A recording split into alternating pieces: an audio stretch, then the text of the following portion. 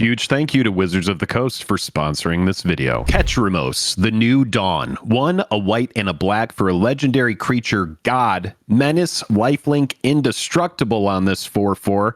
Ketramose can't attack or block unless there are 7 or more cards in exile. Well, I love cards like Bajuka Bog, so sign me up. Whenever 1 or more cards are put into exile from graveyards and or the battlefield during your turn, you draw a card and lose 1 life. There are a lot of words on this legend that Jake and I love that let you build it a bunch of different ways, and that's cool because we think that there are at least 3 ways to build most EDH decks. Strong!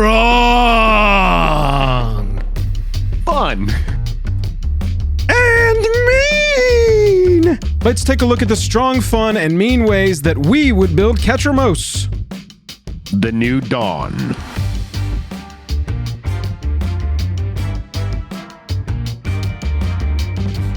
Highest level of gratitude to our patrons who power the channel through Patreon. Check out the Patreon link in the description to learn about monthly giveaways, VIP Discord access, and even our official playmat. Jake, with Ketramose the New Dawn, there's 2 major things at play. That bottom group of text, when 1 or more cards are put into exile from graveyards and or the battlefield during your turn, you draw a card and you lose a life. That really wants us to be running one-time exile effects like Ephemerate to get the most value. We don't want to necessarily be bombing all of it away, because if we can one-time remove things, like with cards like Vanishing Verse or exiling things from their graveyard, we'll get more repeatable value. It is important as well that it needs to happen during your turn. So you are going to be incentivized, and it not always, but to like path things on your turn, swords things on your turn, especially if you want to draw a card.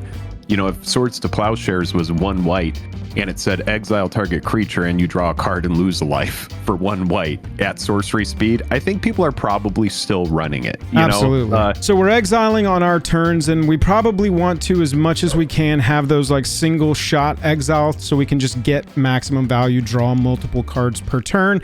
But Jake, that middle group of text won't allow us to attack or block unless we have, as I like to call, Threshold of the Exile. We got to have 7 cards in exile to be able to attack or block. And cards like Tormod's Crypt is going to let us just get there, nuke a bunch of stuff all at once, get to 7 in one fell swoop. Yeah, so the cards we're talking about now are going to be they're going to travel across all the different versions of the decks that we're going to talk about. You're going to see stuff like Tormod's Crypt and Soul Guide Lantern and Relic of Progenitus, because these are going to allow us to get that repeatable effect, continue to pick stuff out of graveyards, and make sure that we keep our hand full. And what's really cool about having draw on our commander is that now we don't have to focus too much about having a ton of draw in our deck. If we get Ketramose out and start exiling things, then we're going to start drawing cards and we're going to keep our hand full that way. So it's really cool to have draw a card on the commander. All of these things will keep us kind of built around our 2 main strategies in general with Ketramose, even though we've got 3 different ways you can focus your build.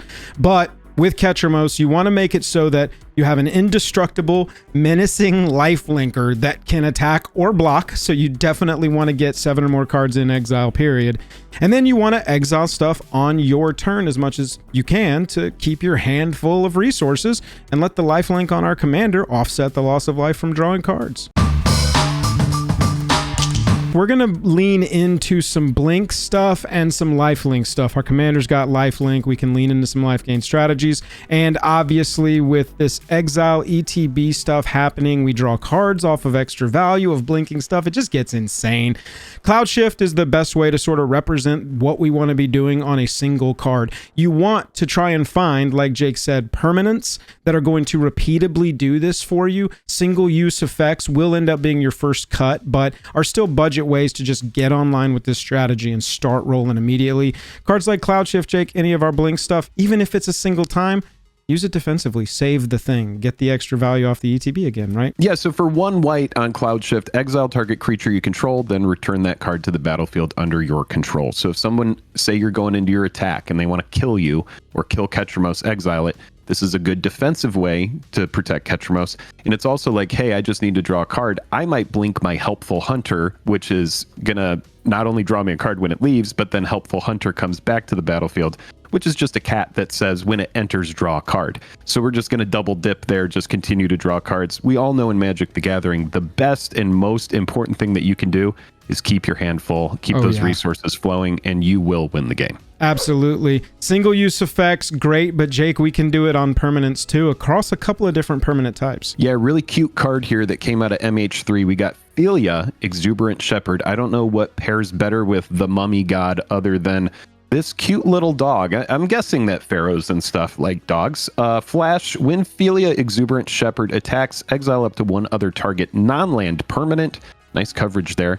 At the beginning of the next end step, return that card to the battlefield under its owner's control. If it entered under your control, put a 1/1 counter on Philia. So Philia gets bigger.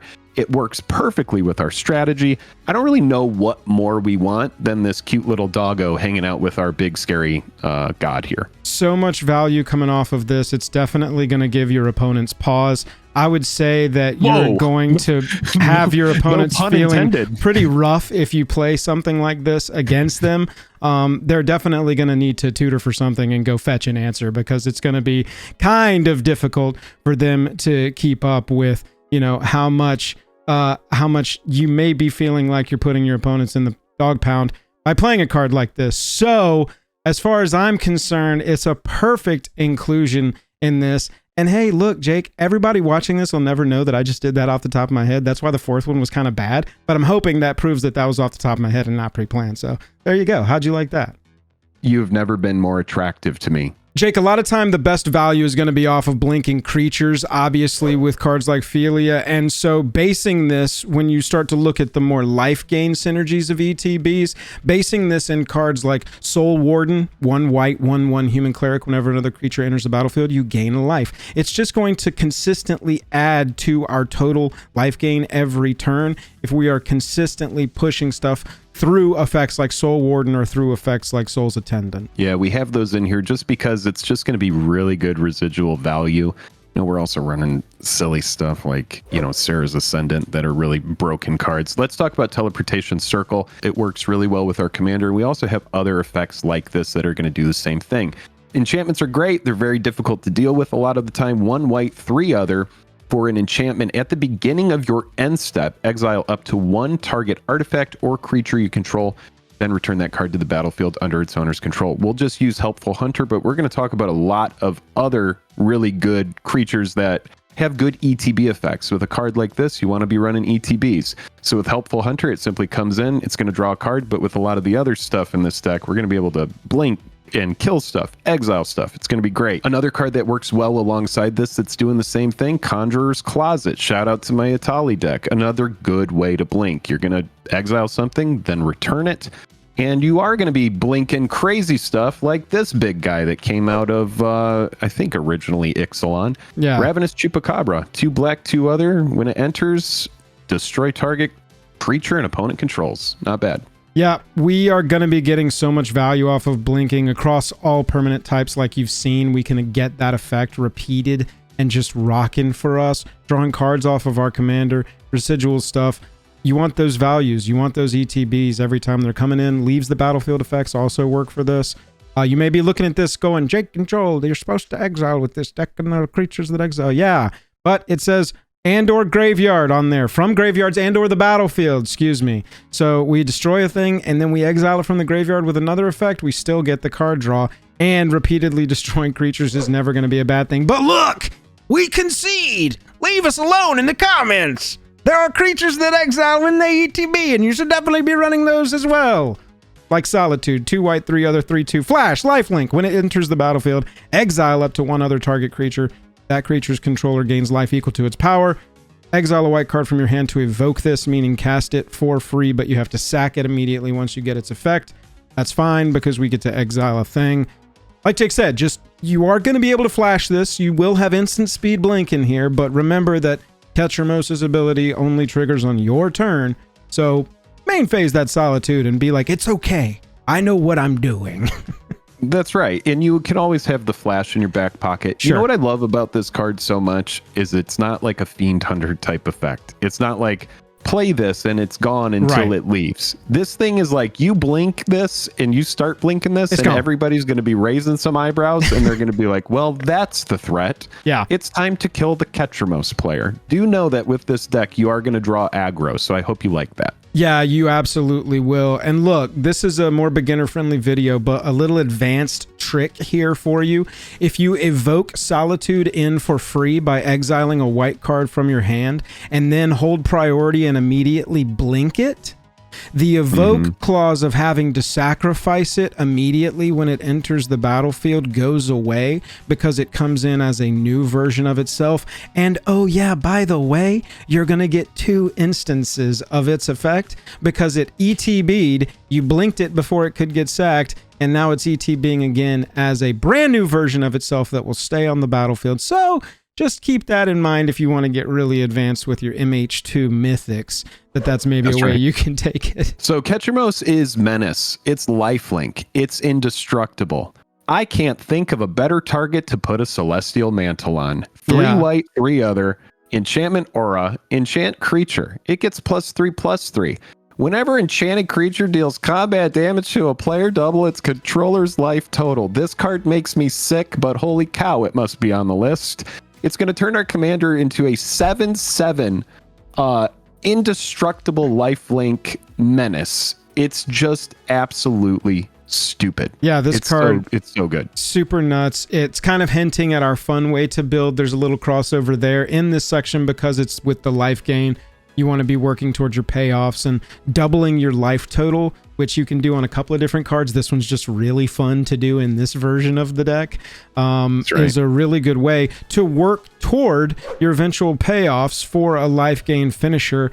Let's get that life gain going. We just pay 50 life and 50 damage to a creature player. I'm sure everybody's been blasted in the face, nooch, by an Aether Flux Reservoir before, and that is the kind of way you want to go with a finisher here, especially if you lean it a little more aura or equipment heavy like the second section, like Celestial Mantle would have you get to. Yeah, if you want to go ahead and take a closer look at our strong list, you can find it in the description of the video if you want to take a look at how we built the deck.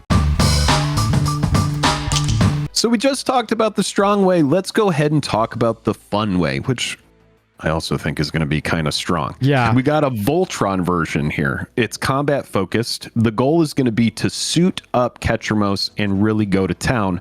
But the thing is when you are playing Voltron, very often your commander gets removed and oh man, you're just sitting there going, man, I really wish that hadn't happened. I'm not doing anything.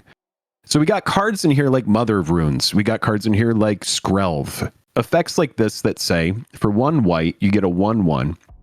Mother of Runes, Human Cleric. Tap it, target creature you control gains protection from the color of your choice until end of turn. So having a Mother of Runes there, it's kind of like a flag bearer. And what that means is in Magic, like you have to get rid of this card before you can target the big bad bully. The big bad bully is Ketramose. Mother of Runes is there to be like, wait, no, sit down. It's time for tea. We're going to read. We're going to protect Ketramose. And that removal that you were going to use on it, well, get over it. You know, it's just a really good way to protect your commander. You were already having to use targeted exile or exile white to get rid of Ketramose if you're the opponent of Ketramose, because our commander comes with indestructible. That's sick. With just a couple of extra pieces, we can make it so that this thing never leaves the battlefield, ever. That's right. And the cool thing is it's a 3-mana commander, so even if it does get aced, you can just recast it for 5 and then 7. It's crazy. You can probably get this thing out 2 more times, and it's already insanely hard to kill. Mother of Runes only makes it more difficult to kill because we're shutting off targeted exile. The most played cards in the format, Path to Exile, Swords to Plowshares, anything that says exile target creature, that's what is mostly getting played now. And Ketramose, Chaos Warp, y'all know this. It's targeting to go into the library, right? Mother of Runes puts that 1 extra layer of protection over Ketramose's indestructible that makes it basically a mainstay. It's going to be in the whole game. Kaya's Ghost Form. We're talking about sort of a Voltron ability. Typically, you want to lean either equipment or either auras, but with this one, you can kind of go with both, and we'll show you some payoffs for why you can do that. Kaya's Ghost Form here. Whenever enchanted permanent dies, that's bad for us. We don't care about that because Ketramose is never, ever going to die. Remember that. Any cards that say when this dies, not going to ever apply to our commander. But Aura is put into exile is doing a ton of heavy lifting on this card. and then it says return that card to the battlefield under your control. So even if they are able to target it, exile it, boom, it's just going to come right back. So annoying for our opponents to deal with. Yeah, and it's on 1 black, which is really cool. So even though our commander is extremely low to the ground, meaning very low mana value, we also have Kaya's Ghost Form, which is also very low mana value. It's as close as you can get to it not being like a Phyrexian mana to cast. Exactly. Let's talk about some super hot tech here that might not be on your radar that pairs so nicely with the word Menace, the ability Menace. So Menace means the creature can't be blocked except by 2 or more creatures. Vorak Battle Horns. For 2 mana, it's an artifact equipment that says equip creature has trample and can't be blocked by more than 1 creature, and also has an equip of 1. So how cool is it that with Menace, the creature can only be blocked by 2 or more creatures, but Battle Horn says equip creature can't be blocked by more than 1 creature. Not only does it give our commander trample, I was going to say, I'll take trample for us. Yes. We love trample. Menace and trample already. But now also, this is pseudo unblockable. So for 3 total mana, we're playing this and equipping it, and now our commander is getting through constantly. What a really fun, common, pesky equipment that came out of Mirrodin. Yeah, it's great. I love when a brand new commander pulls some obscure card that's like, people know, yeah, this is good with Menace. But now when we have a menacing, indestructible commander, this becomes insanely relevant and super fun to play. And look, I know we're talking about fun ways to build a Voltron commander, but let's go Infect. Yeah, dude, that's fun for somebody. Grafted Exoskeleton, 4 mana equipment. Equipped creature gets +2/+2 and has Infect. And when it becomes unattached, sacrifice that permanent. So we're going to put this on Ketramose and leave it. We're not going to ask for the Exoskeleton back, but getting a 6/6 Infector that has Menace and Indestructible, pretty mean way to finish this off. Cards like Glistening Oil on the enchantment side can also get us here if you want to take it that route and be like, I only need 10 commander damage, basically. Right. It's really like, say you're burning your other opponents down, but this guy's still at 40, and you're just like, well, you know what? Now it's time to get in with the Exoskeleton. And because of all the other big enchantments and equipment, and you can look at the deck list as well for this one, because of all of that, you can see you're really quickly going to get Ketramose up to like over 10 power, and you might just get to a 1-hit kill shot with some of these Infect effects that are on that are in this list. Absolutely. And speaking of really big stuff, we got Eldrazi Conscription here for 8. We're playing kind of like a casual, fun version of this deck. So getting to 8 mana, that's with all of our mana rocks, it seems very realistic. And we're drawing cards. Yeah, dude.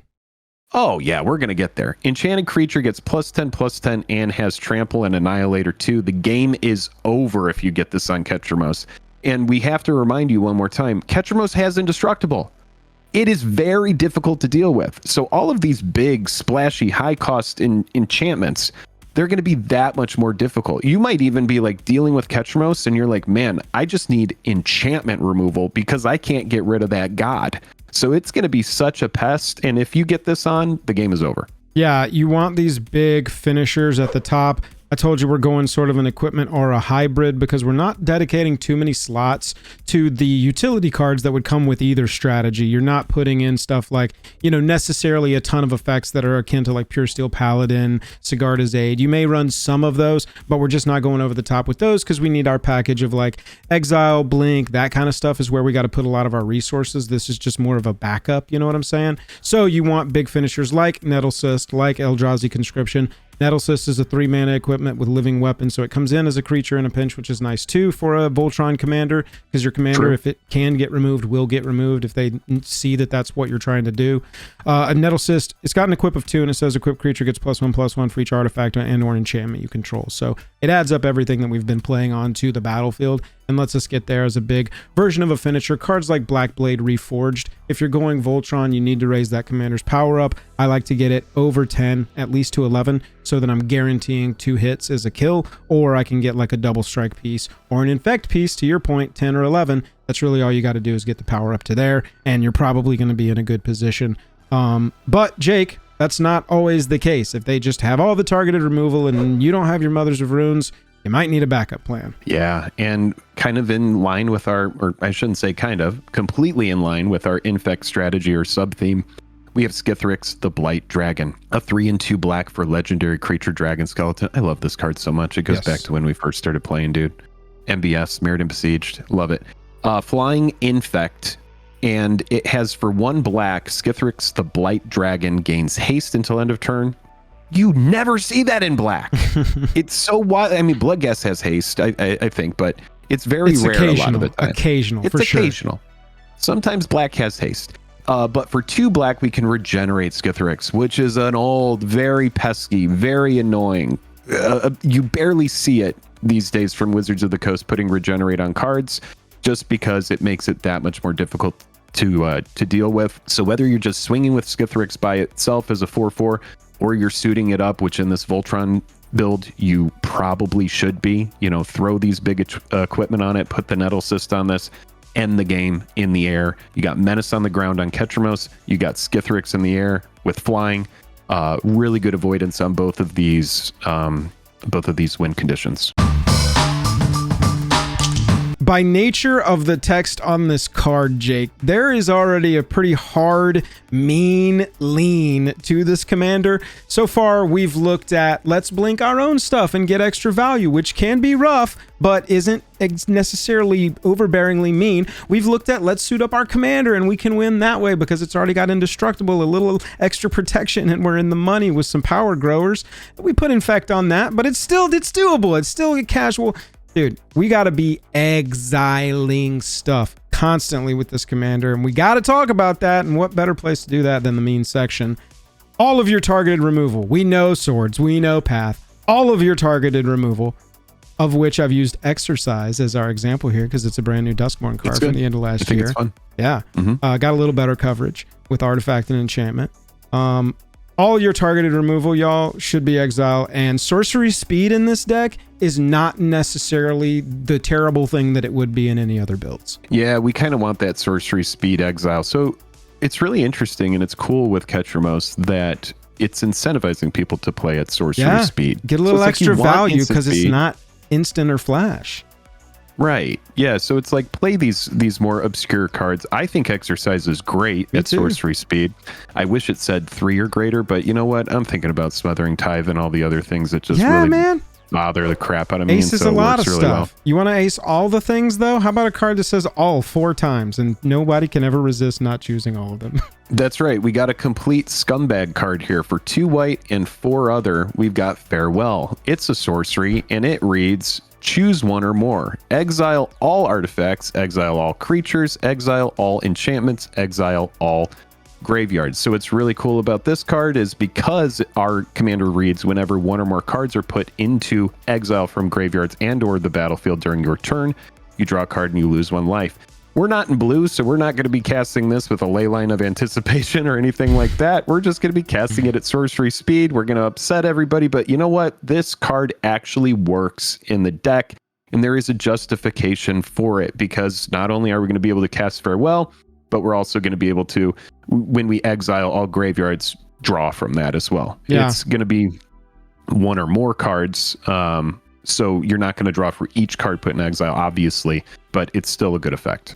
Fun fact, I actually, hating Farewell is my personal religion, and I got a religious exemption. I applied for a religious exemption for us to never have to mention this card in a video ever on the channel forever. But sure, Jake, I had to make an exception because just in Ketramose, Farewell is like legitimately very good and not just a trap that's going to extend the game arbitrarily. The fact that you can just nuke all the graveyards and get to that 7 and turn on your Ketramose attacking is enough for me, honestly. You can do that for a lot cheaper, but then when you get the coverage of exiling stuff so it can never come back and just making the game longer, you might as well run it, you know? So looking at your targeted removal, that should be exile. Looking at your wipe removal, that should be exile. Jake, targeted graveyard wipe, though, we can't ignore that. If we're wiping all the graveyards, we should also take advantage of that ability, right? A new fun card that came out of Duskmourn 1 cost on Ghost Vacuum. It's an artifact that has the abilities tap, exile target card from a graveyard.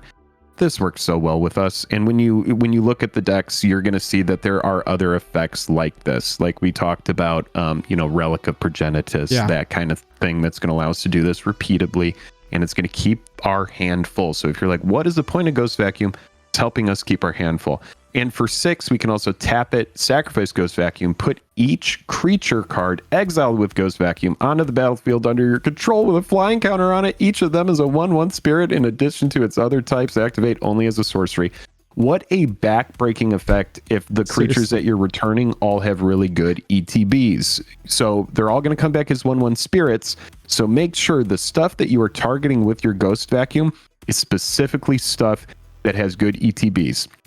Pick the other graveyards apart with the other effects, but for Ghost Vacuum, you want to be targeting stuff that's going to help you out when it comes onto the battlefield under your control. It's not the most exciting type of card to run. Running cards like Ghost Vacuum, running cards like Soul Guide Lantern, exile target card from a graveyard. You just need to remember, though, cards like this say, when this artifact enters, exile target card from a graveyard, draw a card, lose 1 life. That suddenly makes this card insane. For Absolutely 1 mana, right? Over the top for 1 mana. Think about it with the Ghost Vacuum, Jake. This says tap, exile target card from a graveyard, draw a card, lose a life. That's ridiculous. That's ridiculous. And then you just get more value from there. Ghost Vacuum represents targeted. Soul Guide Lantern represents wipe of your graveyards. You want to be able to take advantage of the card draw advantage piece. You want to be able to make sure that you can attack and block. So you need to get, boom, big 7 chunk at once. Run cards like this. Yeah, so this card, for example, when it enters, you're exiling a card, you're drawing a card, you're losing 1 life. If you tap it, you're going to exile each opponent's graveyard. You're going to draw more cards. And then it also has this cool ability for 1 and tap it and sacrifice the artifact. You could draw a card. Nothing to do. You just need to draw. Use it that way as well. Really good utility on this 1-cost artifact. Found a cool piece too that I don't think many people ever run in Commander, but has a really sweet application in the Ketramose deck, and that's Kaya's Guile. 1 black, 1 white, 1 other. For an instant speed, choose 2. Each opponent sacks a creature. Great. Exile all cards from each opponent's graveyard. We know that's great. And then you can create a 1/1 or gain 4 life. And if you pay 3 more, you can choose all of them if you really want to go crazy here for 6 mana. I think it's a cool way to run a little utility card that can force a sacrifice. It can be a removal, or it can be that here's 7 cards, turn on my commander's attack and block. Yeah, shout out to MH1 here. This card made it into some fringe modern decks, but it's cool to be able to put it into a commander deck where it's actually going to do something. I'm a fan. Yeah, so with Choop, with sacrificing creatures, we've talked about cards that are going to get cards into the graveyard so that we can then remove them to get value and turn on attacking and blocking. Let's combine that with some card draw ability as well. We can Siphon Mind. Discarding gets cards into the graveyards so that we can then exile those and draw cards and or turn on attacking and blocking. So with a card like Siphon Mind, we've got double duty being pulled here. We're drawing 3 cards off of this as long as everybody's still alive. So 4 mana for 3 cards, not that bad of a return. Everybody's got to discard a thing that we can then exile to also draw further cards. I just really love the value of any kind of discard in here that's going to help us keep those graveyards full, so we can just repeatedly Ghost Vacuum at any of the cards that do that repeatedly to get those extra values. Yeah, I like this effect as well. Discarding, we're going to talk about a big finisher that is definitely mean, definitely a backbreaker. But for now, let's talk about ways to fill up our opponent's graveyards. Altar of the Brood. I hate this card so much, and it belongs in here. Yeah. For 1, on this artifact, we are getting whenever another permanent enters the battlefield under your control, each opponent puts the top card of their library into their graveyard. What an effect. I've seen this played to great success in Commander, especially if it comes down early. It is such a tilting card, and it does exactly what we need it to do. Because we're talking about Ghost Vacuum, because we're talking about cards like Soul Guide Lantern, Relic of Progenitus, Tormod's Crypt, all of these different ways to remove stuff from the graveyard. Shout out to Bajuka Bog. We didn't even talk about it in this except at the top, but everybody knows that card. There's so many ways to get cards out of the graveyard, so we need ways to get them in. And this is just going to residually make it to where you're always going to have an opponent that has something into the yard or something in the yard. Yeah. That way you're able to pick those apart and keep your hand full. That's exactly right. For a graveyard nuking deck where we specifically want to be nuking people's graveyards, we want to keep them filled with cards like Mesmeric Orb. 2 mana. Whenever a permanent becomes untapped, that includes their lands. Woof. That permanent's controller mills a card. Every land that gets untapped is a card milled. Every creature, artifact, anything getting untapped, that's a card milled with Mesmeric Orb. And it's because you don't really think about it, right? It's like if you're playing a I want to make people discard cards from their hand deck, specifically around cards like Megrim that are going to do damage to them when they discard. If you discard them too much, they're not going to have cards to discard anymore. They're going to be drawing off the top, playing it because they know you're going to force them to discard it anyway, so might as well just get it out there.